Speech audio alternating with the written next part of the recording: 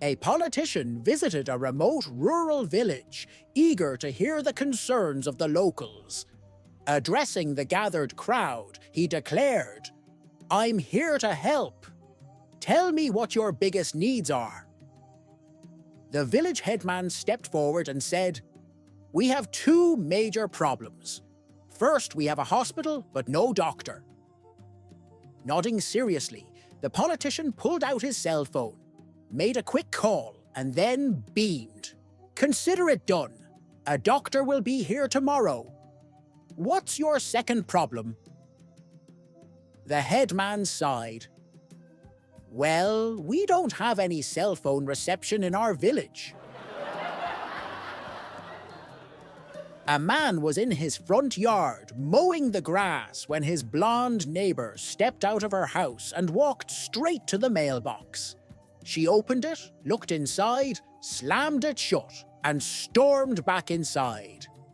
A few minutes later, she came out again, marched to the mailbox, opened it, and once again slammed it shut before stomping back into the house.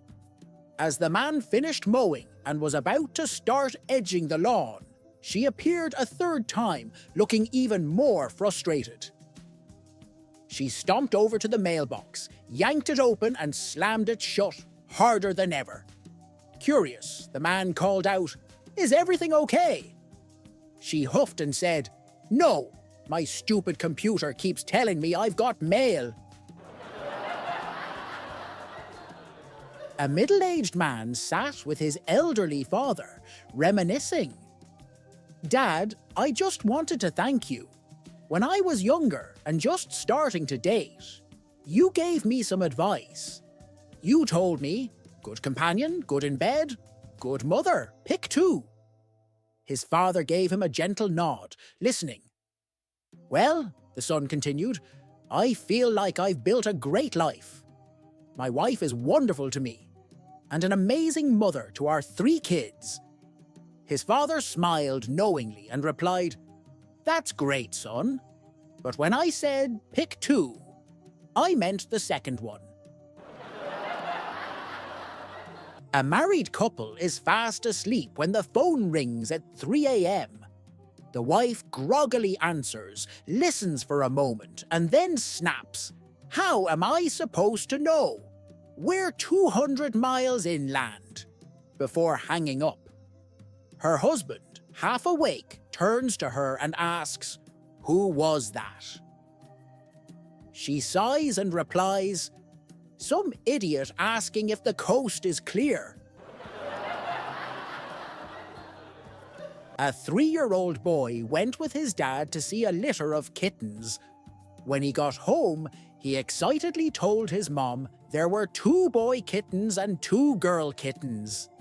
His mom, curious, asked, "How did you know?" The little boy replied, "Daddy picked them up and looked underneath." Then, with complete confidence, he added, "I think it's printed on the bottom." Johnny noticed that Jimmy was wearing a brand new, shiny watch. "Did you get that for your birthday?" Johnny asked. "Nope," Jimmy replied. "Well, was it a Christmas gift then?" Again, Jimmy shook his head. "Nope." Johnny hesitated before asking, "You didn't steal it, did you?" Jimmy smirked. "No way. The other night, I walked into my parents' room when they were having a private conversation. My dad got flustered and handed me his watch just to get me to leave." Johnny was both impressed and envious. Determined to get a watch of his own, he decided to try the same trick. That night, he waited outside his parents' room, listening intently. As soon as he heard them talking in hushed voices, he swung the door open and walked in confidently. His father, startled, turned to him and said, "What are you doing in here?" Johnny grinned. "I want a watch." His father sighed and said, "Fine, go sit in the living room and watch TV, but be quiet about it." An American tourist arrived in Rome and hopped into a taxi for a city tour. The driver took him to the iconic Colosseum, where the tourist, amazed, asked, "What's this?" With pride, the driver responded, "That's the Colosseum." Curious, the tourist asked, "How long did it take to build?" The driver thought for a moment and said, "A few years, probably."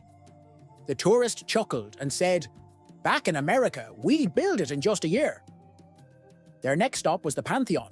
Again, the tourist looked around in surprise and asked, "What's this? And how long did it take to build?" "That's the Pantheon," the driver replied. "It took about a year." The tourist scoffed. "Ha! In America, we'd finish it in a month." The driver, now growing irritated, continued the tour. Eventually, he stopped in front of St. Peter's Basilica in Vatican City. The tourist asked, "And what's this?" The driver shrugged and said, "I don't know. It wasn't here yesterday."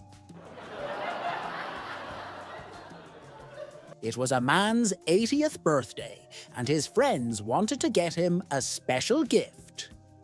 Since he was a widower of many years, and after some discussion, they decide to have a hooker come to his house that night and give him the time of his life. Later that evening, as the old man was getting ready for bed, he hears the doorbell ring. He opens the door and sees a hooker standing there in a outfit. She says to the senior, "Hi there, I'm here to give you some lovin'."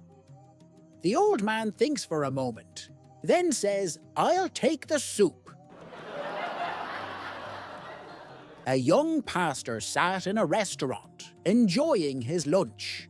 As he ate, he opened a letter from his mother, which had arrived that morning. When he unfolded it, a $20 bill fluttered onto the table. "Thanks, Mom," he thought. "I really needed this right now." As he finished his meal, he noticed a beggar leaning against a lamp post outside. The man looked down on his luck, and the pastor felt a tug at his heart. He hesitated for a moment, then made a decision. Pulling the envelope back out, he crossed out the names and, in large letters, wrote, "Persevere." Without drawing attention to himself, he took the bill back inside, placed the envelope under his arm, and casually dropped it as he walked past the man. The beggar picked it up, read the message, and smiled. The next day, as the pastor sat down for another meal, he felt a tap on his shoulder. Turning, he saw the same man grinning and holding out a thick wad of cash. Bewildered, the pastor asked, "What's this?" The man chuckled. "You're half of the winnings. Persevere came in first in the 4th race at the track yesterday. Paid 30 to 1. 3 pastors were having lunch at a diner when the conversation turned to a common problem. The first pastor sighed and said, "Ever since summer started, my church has been overrun with mice. I've tried everything. Loud noises, sprays, even getting a cat. But nothing works. They just won't leave." The second pastor nodded and added, "Same here. My church basement is crawling with them. I've set traps, called in a professional, and still they keep coming back." The third pastor chuckled and said, "I had the same issue, but I found a solution. I baptized all of mine and made them members of the church. Haven't seen a single one since." A 15-year-old Amish boy and his father were visiting a mall for the very first time. Everything seemed like magic, but nothing caught their attention, quite like 2 shiny silver walls that slid apart and then back together again. The boy asked, "What is this, father?" His father, just as puzzled, replied, "Son, I have never seen anything like this in my life. I don't know what it is." As they watched in awe, an older, heavy-set woman in a wheelchair approached, pressed a button, and rolled between the moving walls into a small room. The doors closed, and they watched the numbers above the doors light up one by one. They stared as the numbers climbed to the top and then started lighting up in reverse order. When the doors opened again, out stepped a stunning 24-year-old blonde. The father, eyes wide and without breaking his gaze, whispered to his son, "Go get your mother." My wife and I were watching Who Wants to Be a Millionaire in bed when I turned to her and said, "Do you want to have some fun tonight?" "No," she replied. "Is that your final answer?" I asked. She just sighed and said, "Yes." So I quipped, "Then I'd like to phone a friend." And that's when the fight started. I took my wife out to dinner.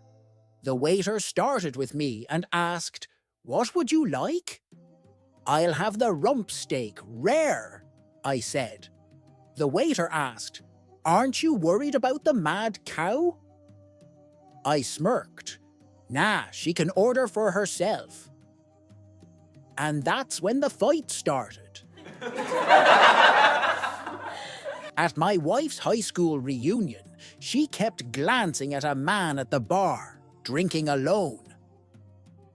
"Do you know him?" I asked. She sighed. "Yes, he's my old boyfriend. I hear he started drinking right after we broke up and hasn't been sober since." I said, "Wow, who knew someone could keep celebrating for that long?" And then the fight started. When our lawnmower broke, my wife kept dropping hints to get it fixed. But I always had more important things to do. Finally, when I came home one day, she was sitting in the tall grass, trimming it with tiny scissors. I watched her for a moment, then went inside and came back out with a toothbrush. I handed it to her and said, "When you finish, you might as well sweep the driveway. The doctors say I'll walk again someday, but I'll always have a limp." My wife sat down next to me as I was flipping channels. She asked, "What's on TV?" I replied, "Dust." And that's when the fight started. I got up early on a Saturday, quietly got dressed, made my lunch, and headed to the garage to hook up the boat. But it was pouring rain, and the wind was howling. So I came back inside, slipped into bed, snuggled up to my wife and whispered, "The weather's terrible outside." She replied, "Can you believe my husband is out fishing in that?" And that's how the fight started. For our anniversary, my wife hinted she wanted something shiny that could go from 0 to 150 in under 3 seconds. So I got her a bathroom scale. And that's when the fight started. After retiring, I went to the Social Security office. The woman at the desk asked for my ID, but I'd left my wallet at home. So I unbuttoned my shirt to reveal my silver chest hair. "That's enough proof for me," she said. When I got home, I told my wife about it. She said, "You should have dropped your pants. You might have gotten disability benefits too." And that's when the fight started. My wife was standing in front of the mirror, looking herself over. "I feel awful," she said. "I look old, fat and ugly. I really need you to give me a compliment." I replied, "Well, your eyesight's pretty spot on." And that's when the fight started. This morning, I rear-ended a car. The driver got out, and he was a dwarf. He looked up at me and shouted, "I am not happy." So I asked, "Well, which one are you then?" And that's when the fight started. One year, I bought my mother-in-law a cemetery plot as a Christmas gift. The next year, when I didn't get her anything, she asked why.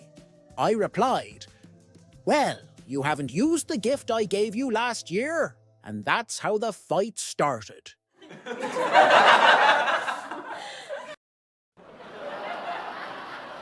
I'm pretty grateful no one can hear my thoughts. I mean, I have way more conversations in my head than I ever do out loud. Honestly, I never knew how funny I was until I started talking to myself. Just the other day, I asked myself, "Is it weird to talk to yourself?" And I answered, "Nah, we're good. I don't think inside the box. Or outside it either. Truth is, I'm not even sure where the box asterisk is asterisk." Then I just turned around and walked away, leaving myself behind. Now I just hope I'll be home when I get there, because I'd be totally lost without me.